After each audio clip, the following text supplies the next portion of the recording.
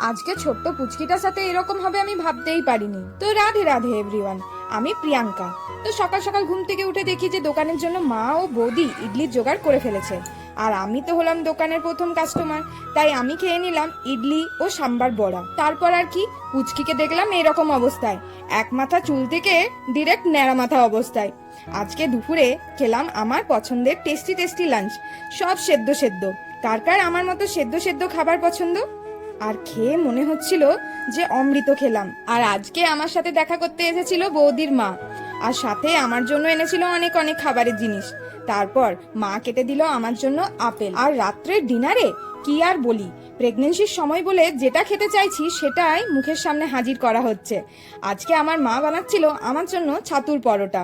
আর এতদিন বাইরে থাকার পর মায়ের হাতের সমস্ত খাবারই যেন মনে হচ্ছিল অমৃত। ভিডিওটি ভালো লাগলে চ্যানেলটিকে সাবস্ক্রাইব করে দিও। Thanks for watching.